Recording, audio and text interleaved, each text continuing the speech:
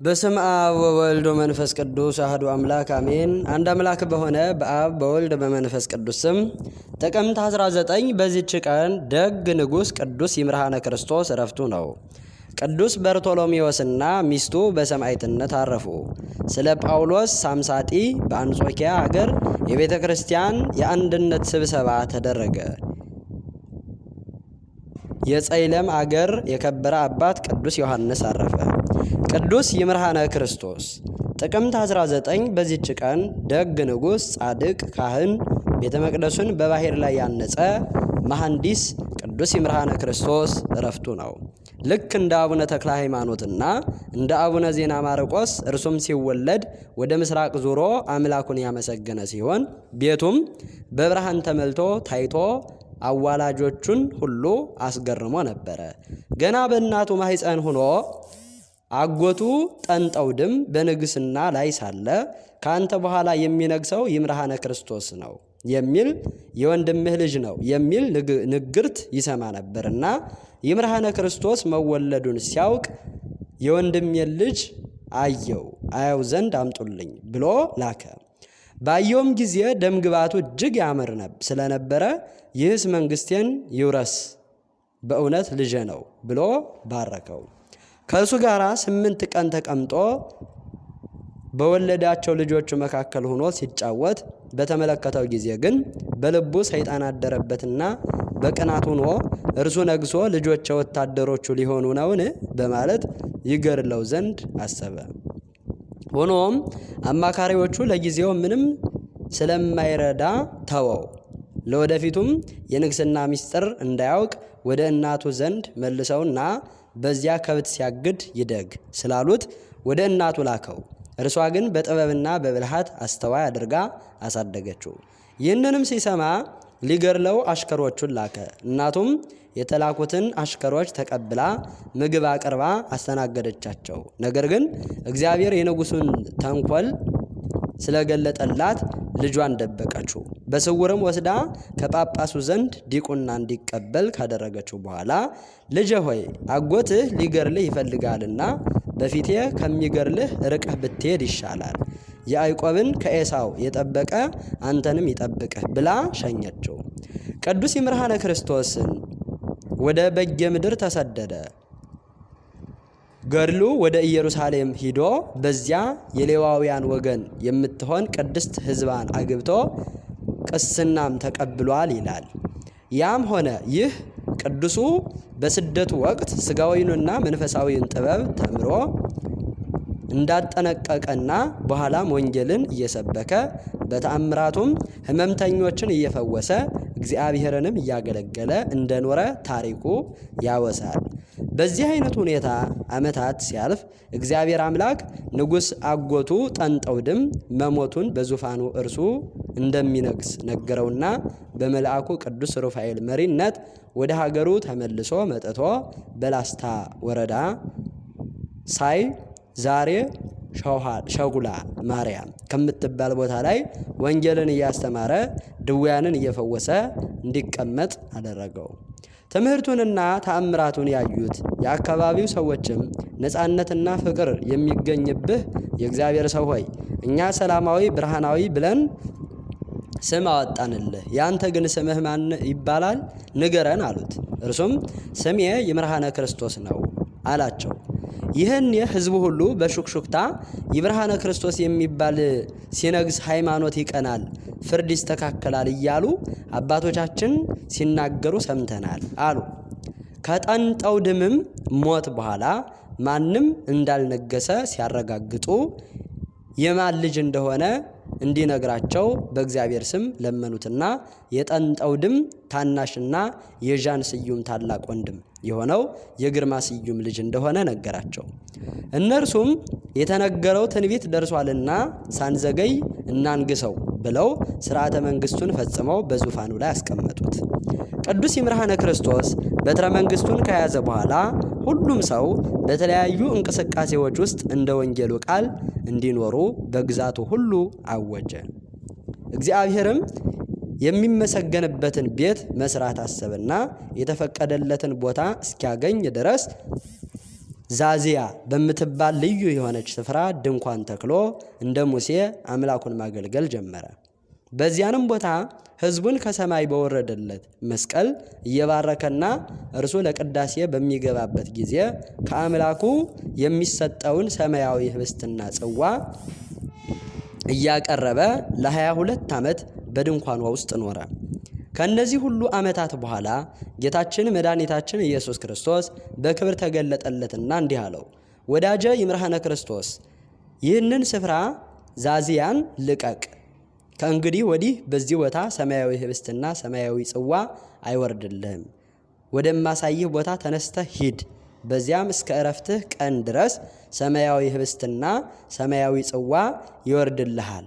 ይህን ዓለም ለማሳለፍ እስከምመጣበት እስከ ዕለተ ምጽአት ድረስ የእኔ ጌትነት ከአንተም የቅድስና ሕይወት የሚነገርበት የሥጋህ የዕረፍት ቦታ የሚሆንበት ለምትሰራው መቅደስ ክዳን የሚሆን ሳር የምትፈልግበት ሰፊ ዋሻ እሰጥሃለሁ። የማትፈልግበት ሰፊ ዋሻ እሰጥሃለሁ። በዚያም ቤተ መቅደሴን ስራ። እኔ በምትሰራው ቤተ መቅደስ ካንተ ጋራ ለዘላለም ቃል ኪዳኔን አቆማለሁ። የምታንጸው ቤተ መቅደስም ውስጥ አቤቱ የይምርሃነ ክርስቶስ አምላክ ሆይ ስለ ወዳጅህ ስለ ቅዱስ ይምርሃነ ክርስቶስ ብለህ ይቅር በለኝ እያለ አባታችን ሆይ የሚለውን ጸሎት የሚጸልይ ዕለቱኑ እንደተጠመቀ አደርገዋለሁ።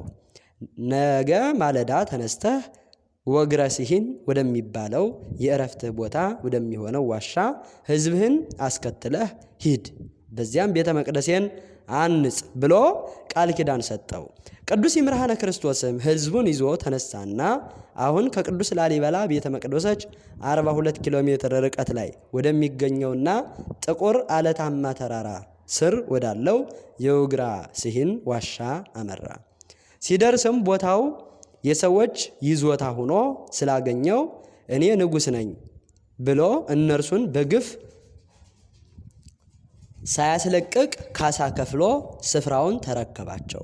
ውስጡ ግን ውሃ የቆመበት ባህርና ርኩሳት መናፍስት የሞሉት ስለነበረ መልአኩ ቅዱስ ሩፋኤል መናፍስቱን አባሮ በባህሩ ላይ ቤተ መቅደሱን እንዴት እንደሚያንጽ ገለጠለት። እርሱም በተነገረው መሰረት ለግንባታው የሚያስፈልጉ ዕቃዎችን ከኢየሩሳሌም አስመጥቶ ማነጽ ጀመረ። የውሃውን ክፍል እንጨት ረብርቦ አፈር እየበተነ ደለደለው። ሰዎች በባህር ላይ መሰረቱን እንዳይጠራጠሩም አነስተኛ መስኮትን ነገር አበጀለት።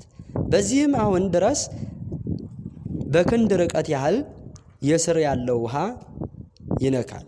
የበላዩም ስስ ሆኖ የተፈለጠው ድንጋዮች በስር በኖራ እያቦካ በማያያዝ በእኩል መጠን እየገነባ በመካከላቸው እንደ መቀነት የተጠረቡ እንጨቶችን በማስገባት አሳምሮ አነጸው።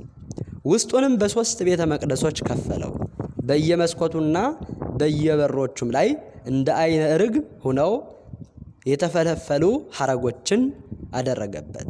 ጣሪያውንም በሰባቱ ሰማያት ምሳሌ ምስጢር ባላቸውም የተለያዩ ቅርጾች አስውበው ይህንን አድርጎ ስራውን ከጨረሰ በኋላ የቅዱስ ገብርኤልን የእመቤታችንንና የቅዱስ ቄርቆስን ታቦታት አስገባበት።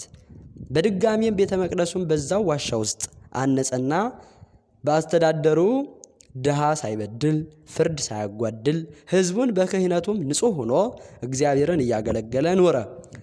በመጨረሻም ፍጥረት ሆኖ ከመሞት ሰው ሆኖ በመቃብር ከመዋል የሚቀር አይኖርምና ንጉሳችንንና አባታችን ቅዱስ ይምርሃነ ክርስቶስም የዕረፍት ዘመኑ ሲደርስ እግዚአብሔር አምላክ ቃል ኪዳኑን ለዘላለም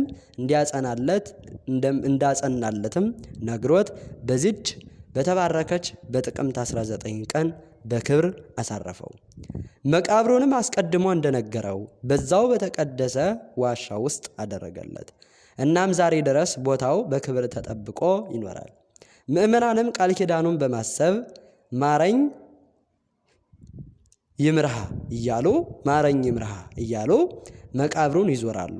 ያንንም ከሰማይ የወረደለትን መስቀልም በቤተ መቅደሱ የሚያገለግሉት ካህናት አባቶች ቦታውን ለመሳለም የሚመጣውን ሕዝበ ክርስቲያን በበዓል ቀን ይባርኩበታል። ለእግዚአብሔር ምስጋና ይሁን። እኛንም በቅዱስ ይምርሃነ ክርስቶስ ጸሎት ይማረን፣ በረከቱም ከኛ ጋር ትኑር ለዘላለሙ አሜን። ቅዱስ በርቶሎሜዎስና ሚስቱ።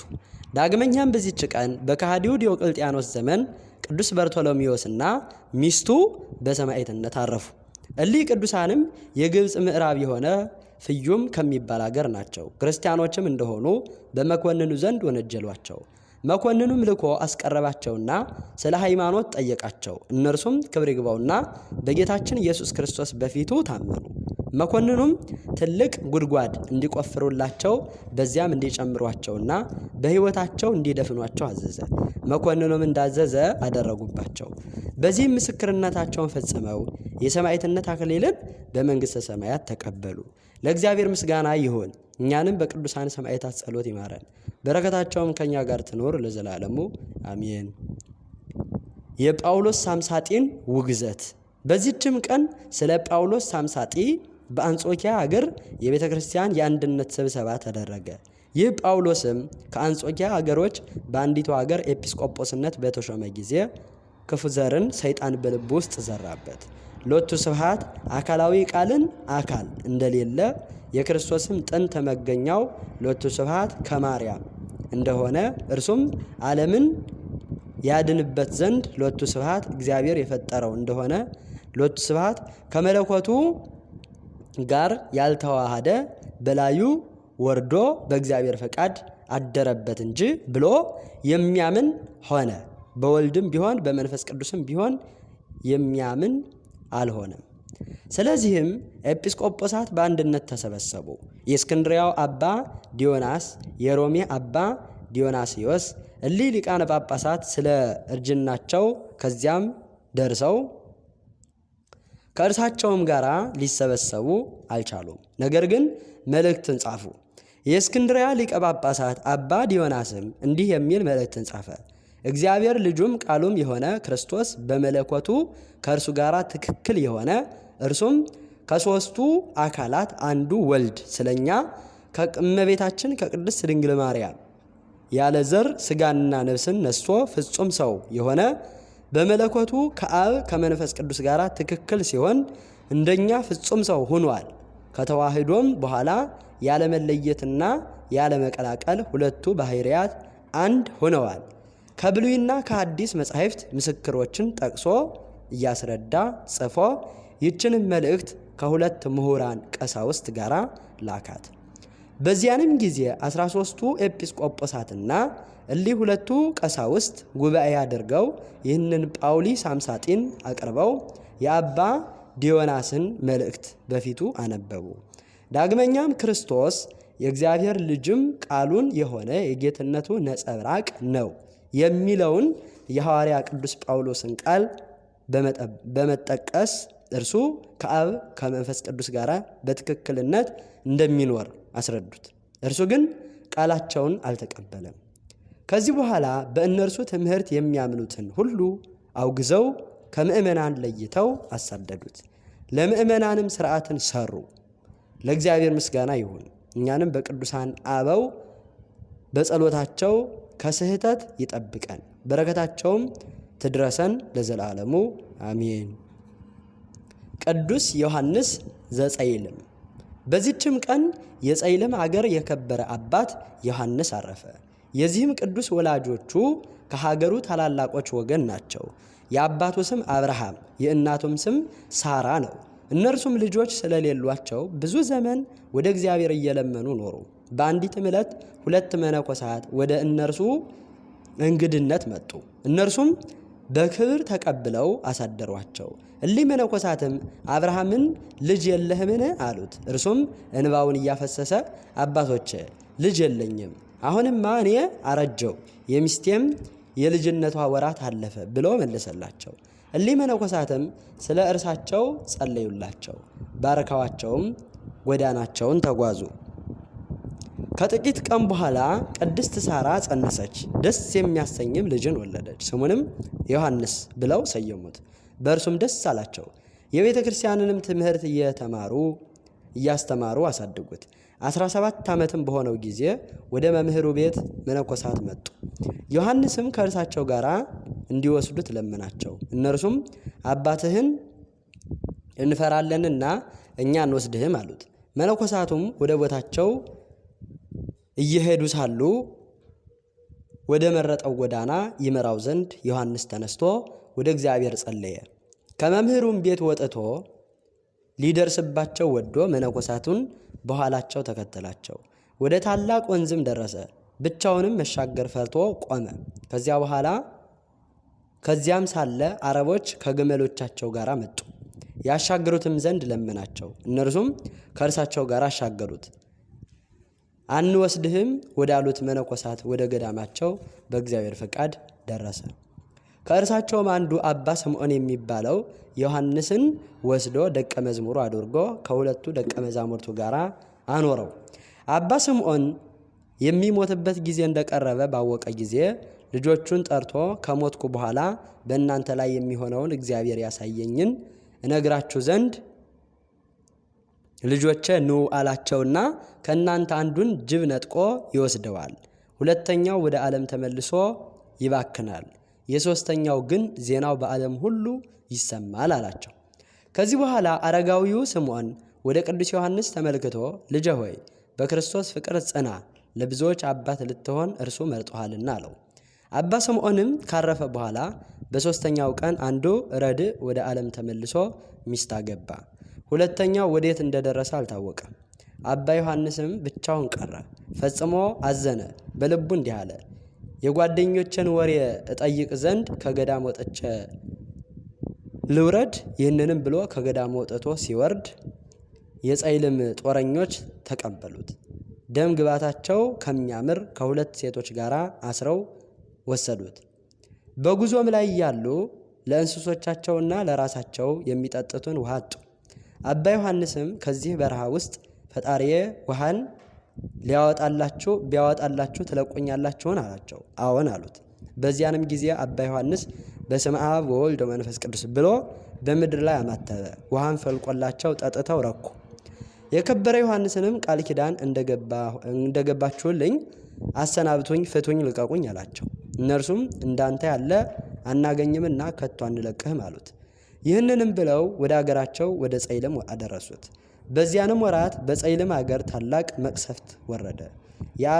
የአባ ዮሐንስንም ጌታው ከቤተሰቦቹ ሁሉና ከልጆቹ ጋር ሞተ። ሚስቱም ከአንዲት ልጇ ጋር ብቻዋን ቀረች። የጌታው ሚስት ቅዱስ ዮሐንስን መሰሪ እንደሆነ አሰበች። በማደሪያውም ውስጥ እያለ ሊያቃጥሉት እሳት ለቀቁበት። እግዚአብሔርም ከእሳት ውስጥ በደህና አወጣው።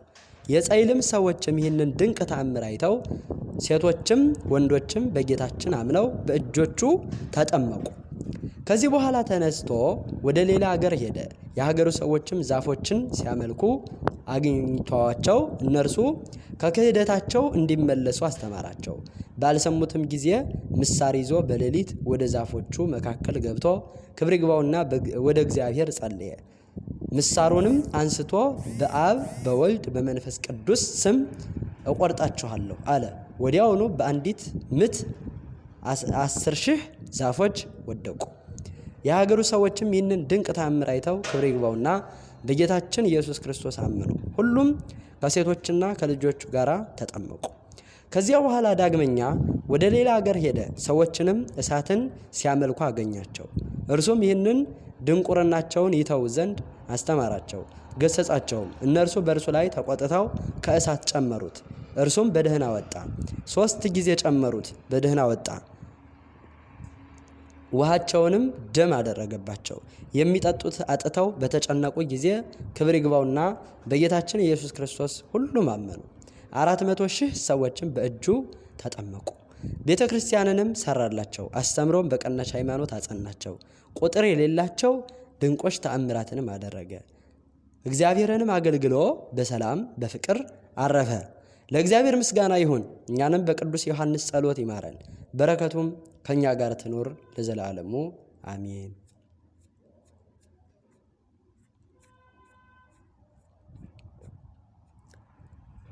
ለኢትዮጵያዊው ጻድቅ ኤርትራ አገር የሚገኘው በተፈጥሯዊ አቀማመጡ እጅግ አስደናቂውን ጻዕዳ አምባ ቅድስት ሥላሴ ገዳምን ለመሰረቱት ለታላቁ አባት ለአቡነ ሰይፈ ሚካኤል ዕረፍታቸው ዓመታዊ መታሰቢያ በዓል እግዚአብሔር አምላክ በሰላምና በጤና አደረሰን።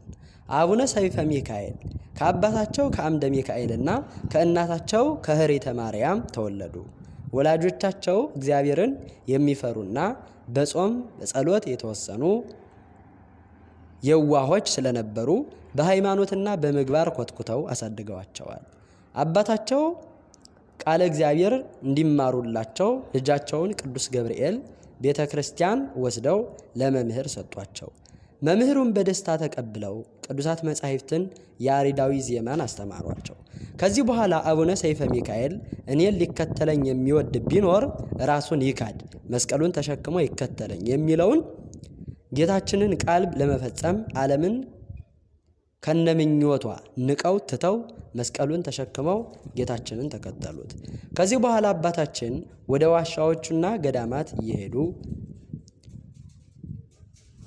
በአዲያቦ ቤተ ቄርቆስ የሚባል ገዳም ደርሰው ከአቡነ ኖላዊ ነሄር ግብረ ምንኩስናን እየተማሩ በገዳሙ ውስጥ የነበሩ መነኮሳት እስከሚደነቁ ድረስ በጽኑ ትጋትና በብዙ ትሩፋት በተጋድሎ አገልግሎታቸውን ይፈጽሙ ነበረ። ከጽኑ ተጋድሏቸው የተነሳ ሰውነታቸውን እንደ በረዶ ነጭ ሆነ። በዚህም ምክንያት አቡነ እንቆ ብርሃነ ልብሰ ምንኩስናን አስኬማ መላእክትን አለበሳቸው። እንዲህ ባለ ጽኑ ገድል በአዲያቦ ከመንፈስ ከአባታቸው ከአባ እንቆ ብርሃን ብዙ ዓመታትን ከቆዩም በኋላ ወደ ዋልድባ ሄዱ። ዋልድባ ከገቡ በኋላ እዛ ከነበሩ ቅዱሳን ተባርከው ጽኑ ተጋድሎን ተቀበሉ። ከዚያም በዋልድባ ቅዱሳን ፈቃድ ወደ ወግሪቆ አቡነ ተክለ ሃይማኖት ገዳም ሂደው አበምኔትና መምህር ሆነው አገለገሉ። አቡነ ሰይፈ ሚካኤል በተሰጣቸው ጸጋ ወንጌልን እያስተማሩና ሕሙማንን እየፈወሱ እስከ ጋሽ ባርካ ደብረ ሳላ የሚባል ቦታ ዞሩ። ይህን አገልግሎታቸው ከፈጸሙ በኋላ የእግዚአብሔር መልአክ ቅዱስ ገብርኤል እየመራ ማረፊያ ቤታቸው ወደ ሆነችው ጻዕዳ አምባ ሥላሴ ገዳም በደብረ ከባቦ አደረሳቸው። ከዚያም በጾምና በጸሎት ተጠምደው እግዚአብሔርን አገለገሉ። ሲጸልዩም እስከ ሰማይ ድረስ አምደ ብርሃን ተተክሎ ይታያቸው ነበረ። አባታችን በጸሎት ላይ ሳሉ አጋንንት በእባብና በንብ እየተመሰሉ ይፈትኗቸው ነበረ። ነገር ግን አባታችን በጾምና በጸሎት ድል ይነሷቸው ነበረ። በደብረ ከባቦ ቤተ ክርስቲያን አንጸው ማህበር አቋቁመው ለ9 ዓመት ከ6 ወር አገልግሎታቸውን እየፈጸሙና መከራ እየተቀበሉ ከቆዩ በኋላ አንድ ቀን በሰርክ ጸሎት እየጸለዩ ሳለ መልአክ መጥቶ ወደ ገዳሙ አስገባሃለሁና ተከተለኝ አላቸው። እሳቸውም ከኋላው እየተከተሉ መልአኩ ወደ ዛሬቱ ወንዶች ብቻ ወደሚገቡባት ገዳም አስገባቸው። ያችን ለማየትም ጭምር የምታስፈራዋን መንገድ አባታችን ጸናፌ ጽልመት ብለው ሰየሟት።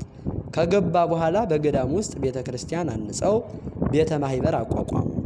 አቡነ ሰይፈ ሚካኤል በተሰጣቸው ጸጋ ርኩሳን መናፍስትን ከሕሙማን ያወጡ ስለነበረ እነዚያ አጋንንትም እዚህ እንድትኖር አንፈቅድልህም እያሉ በገሃድ ለሞት እስኪደርሱ ድረስ ዓይናቸውን አፈሰሱባቸው።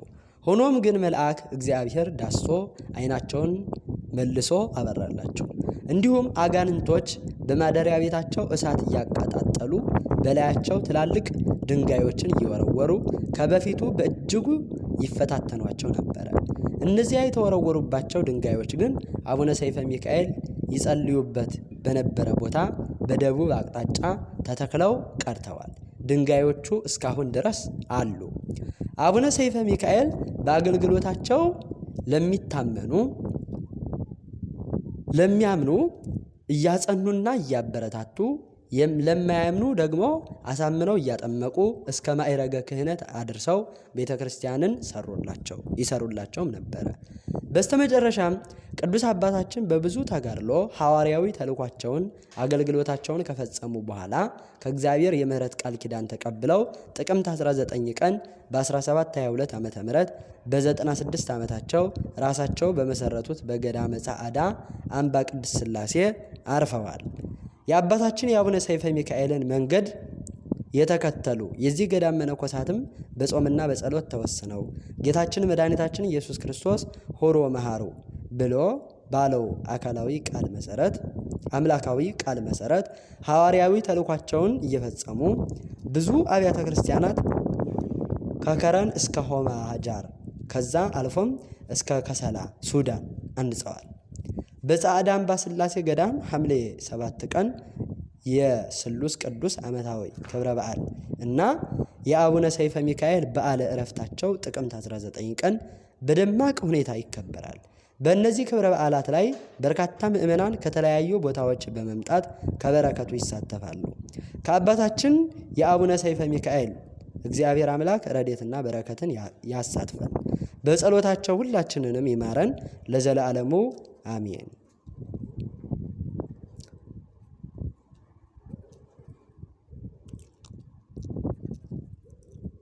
ዳግመኛም በዚህች ዕለት ታላቁ አባት አቡነ ሐራ ድንግል ልደታቸው ነው። አቡነ ሐራ ድንግል ጻድቁ ከአባታቸው ከሬማው ካህን ከቅዱስ ዮሐንስ ከእናታቸው ብጽዕት ወለተ ጊዮርጊስ የተወለዱት ጥቅምት 19 ቀን 1534 ዓመተ ምህረት ነው። የትውልድ ሀገራቸው ጥንት በጌ ምድር ደብረ ታቦር አውራጃ ደራ ወረዳ ይባላል። በነበረው አሁን በምዕራብ ጎጃም ዞን ባህር ዳር ዙሪያ ወረዳ ላጉና ቀበሌ ነው። ቅዱሳን የሆኑ ወላጆቻቸውም አባታችንን ከልጅነታቸውም ጀምሮ በሃይማኖት በምግባር ኮትኩተው አሳደጓቸው። አባታችንም የቤተ ክርስቲያንን መጻሕፍት በሙሉ ተምረው በታላቅ መንፈሳዊ ተጋድሎና አገልግሎት ከኖሩ በኋላ ዓለምን ፍጹም ንቀው መንነው ወደ ዋሻ ተጉዘው ግራሪያ ከሚባል አገር ደረሱ።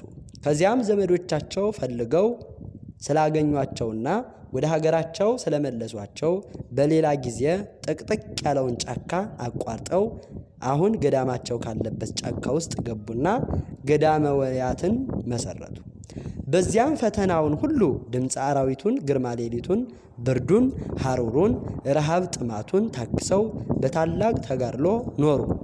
ሰይጣንም በፈተና ሊጥላቸው አንድ ጊዜ በተዋበች ቆንጆ ሴት እየተመሰለ አንድ ጊዜ ደግሞ በሞተ ሰው እየተመሰለ እስከ 7 ተከታታይ ቀናት ድረስ ቢፈትናቸውም ድል አድርገውታል። አባታችን ቀን ጸሎት እያደረጉ እያለ ነብር የሚያባረራት አንዲት ሚዳቋ መጥታ ከቤት ገብታ ከአቡነ ሐራ ድንግል እግር ስር አረፈች። ነብሩም ደርሶ ከደጁ እየተቆጣ ቆመ። ይህን ጊዜ አባታችን እርሷን ገርለህ ትበላ ዘንድ እግዚአብሔር አልሰጠህምና ሂድ ባሉት ጊዜ ቃላቸውን ሰምቶ ሄደ። ሚዳቋዋም እዛው አድራ ሲነጋ በሰላም አሰናብተዋታል። አባታችን መንኩሰው በገዳማቸው ከገቡበት ፈጽመው ሳይወጡ በ14 ዓመት በተአቅቦ ተቀምጠዋል። በአንድ ወቅት ጠላት ተነስቶ አካባቢውን በሙሉ በመውረር ሁሉን ሲማርኩ ገዳሟን አይተው ወደ እርሷ ሊገቡ ሲሉ በተአምራት ባሉበት ተይዘው ቆመው በመቅረታቸው ጉዳት ሳያደርሱባቸው ተመልሰዋል። ሶስኔዎስ 2 ባሕሪ 2 አካል የሚለውን የሮማን የረከሰ ሃይማኖት በሀገራችን ላይ አውጆ ብዙዎች ሰማዕትነትን ሲቀበሉ አቡነ ሐራ ድንግል በገዳማቸው ለብዙዎች መጠጊያ ሆነው ሃይማኖታቸውን ሲያስተምሯቸውና ሲያጸኗቸው ነበረ። በንጉሱም ፊት ቀርበው በድፍረት አንድ አካልና አንድ ባሕሪ የሆነውን በመለኮትና ትስብእት ለምን ከሁለት ወገን ትከፍላለህ ብለው ሲገስጹት ፈርቶ አሽከሮቹን ይህን መነኩሴ ከቤት ያውጥታቸው በፍጥነት ወደ ገዳሙ አድርሱልኝ ብሏቸዋል። እመቤታችንን ድንግል ማርያምን እጅግ አድርገው ይወዷት ነበርና ምስጋናዋን ሲያደርሱ 3 ክንድ ከምድር ከፍ ይሉ ነበረ። ቅዱስ ገብርኤልም የሁል ጊዜ ጠባቂያቸው ነበረ። በ1574 ዓመተ ምህረት አሁን በስማቸው ወደሚጠራው ገዳመ ወነያት መንነው ገቡ። በዚያም ወንጌልን እያስተማሩ እጅግ ድንቅ የሆኑ ተአምራት እያደረጉ ሙት እያስነሱ ድውያንን እየፈወሱ እግዚአብሔርን ሲያገለግሉ ኑረዋል። አባታችን ሐራ ድንግል የማነ ብርሃን የሚባል ታማኝ አገልጋይ አህያ ነበራቸው። አህያውም ጸሎታቸው ይጠብቀው ነበር እንጂ እረኛ አልነበረውም። አንገቱ ላይ ቃጭል አስረው ወደ ገበሬው አውድማ ይልኩትና አህያውም ቃጭሉን እያጮኸ ወደ አውድማው ሁሉ ሂዶ እያዞረ ማርያም ባርኪ በረከተ ሰፍረው ይጭኑበታል። አህያውም ከገበሬው ሁሉ የሰበሰበውን እህል ይዞ ወደ አቡነ ሐራ ድንግል ይገባል። በፈለጉትም ሰዓት ራሱ አውቆ ይመጣላቸው ነበር። አህያውም አርጅቶ ሲሞት እንደ ሰው አልቅሰው በአዲስ ጨርቅ ጠቅልለው ቀብረውታል። አህያቸው የማነ ብርሃን ከተቀበረበት ቦታ ላይ ጸበል ፈልቆ አስደናቂ ተአምራት አድርጓል። የቅዱሳኑ በረከታቸው እስከምን ድረስ እንደሆነ ልብ ይሏል። ታላላቆቹ ቅዱሳን እንደነ በትረ ማርያም፣ አባ ጽጌ ድንግል፣ ቅድስት ወለተ ጴጥሮስ ያሉ ሌሎችም በርካታ ደጋግ ቅዱሳን ዝናቸውን እየሰሙ ከያሉበት እየሄዱ ይጎበኟቸውና በረከታቸውን ይቀበሉ ነበረ። አባታችን አቡነ ሐራ ድንግልም በክብር ካረፉ በኋላ በመካነ መቃብራቸው ላይ ለ40 ቀን ብርሃን ሲወርድ በገሃድ ታይቷል። አጽማቸውም በዚያው ከገዳማቸው በክብር አርፎ ይገኛል። በጸሎታቸው ያፈለቁት ጸበልና ከመቃብራቸው አፈር ሕመምተኞችን ከተለያዩ ደዌያት ሰውንም እንስሳትንም እየፈወሰ ይገኛል። አፈራቸውና ጸበላቸው ለስጋ ደዌ፣ ለእብጠት፣ ለቁስል፣ ለለምጽና ለመሳሰሉት ፍቱን መድኃኒት ነው። በዓለ ዕረፍታቸው ጥር 11 ቀን ነው። 1624 ዓመተ ምህረት ነው። የአቡነ ሐራ ድንግል ረድኤት በረከታቸው ይደርብን፣ በጸሎታቸው ሁላችንንም ይማረን። አሜን ይማረን። ጥቅምት 19 ቀን የሚከበሩ ዓመታዊ የቅዱሳን በዓላት ይምርሃነ ክርስቶስ ቅዱስ ይምርሃነ ክርስቶስ ጻድቅ ንጉሠ ኢትዮጵያ፣ ቅዱስ ዮሐንስ ዘጸይለም፣ አባ ስምዖን ገዳማዊ፣ ቅዱሳን በርቶሎሜዎስና ሚስቱ ሰማዕታት፣ አበው ኤጲስቆጶሳት ሳምሳጢን ያወገዙ፣ ጻድቃን እለመጥራ፣ ቅዱስ ይምርሃነ ቤተ መቅደስ ውስጥ የምናያቸው አጽማቸው የፈሰሰው ቅዱሳን ናቸው። ወርሃዊ በዓላት ቅዱስ ገብርኤል ሊቀ መላእክት፣ ቅዱስ ኤስደሮስ ሰማዕት፣ አቡነ አብየ እግዚ ጻድቅ፣ አቡነ ስነ ኢየሱስ፣ አቡነ ዮሴፍ ብርሃነ ዓለም። አቤቱ በኃይልህ ንጉሥ ደስ ይለዋል፣ በማዳንህ እጅግ ሐሴትን ያደርጋል። የልቡን ፈቃድ ሰጠኸው፣ የከንፈሩንም ልመና አልከለከልኸውም። በበጎ በረከት ደርሰህለታልና ከክቡር ዕንቁ የሆነ ዘውድን በራሱ ላይ አኖርህ። ሕይወትን ለመንህ ሰጠኸውም። ለረዥም ዘመን ለዘላለሙ በማዳንህ ክብሩ ታላቅ ነው። ክብርንና ምስጋናን ጨመርህለት። ዘአቅረብኩ ማሕሌተ አዘኪሬ አይላፈ ምለተ ጸመርኩ ዘልፈ ለእላ ያነበብ ተወከብ ሰንዴቴ መጽሐፈ እንተረሰይከ እግዚኦ ጻድቃ መበለት ወኮፈ እምለ አብኡ ብኡላን ዘተረፈ ነቢያት ቅዱሳን ሰባኪያን ሰማዕታት ወጻድቃን ወመላእክት ትጉሃን ደናግል አዲ ወመነኮሳት ሄራን ባረኮ ጉባኤ ዛቲ መካን እስከ አረጋዊ ልሂቅ ወምንዑስ ሕፃን ለዘ ጻፎ በክርታስ ወለዘ ጻፎን ዘይደርስ ለዘ አንበቦ ወለዘ ተርጎሞ በልሳን ሐዲስ ወለዘ ሰማ ቃሎ በእዝነ መንፈስ በጸሎተሙ ማርያም አራቂተ ኩሉ እምባይስ ህቡረ ይመሐረነ ኢየሱስ ክርስቶስ አሜን። ይማረን።